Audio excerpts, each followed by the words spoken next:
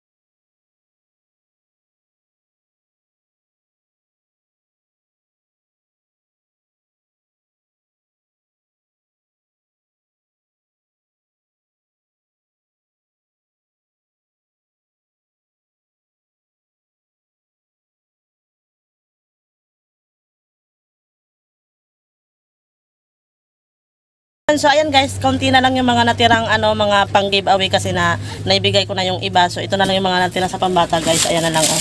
2 pack na lang siya.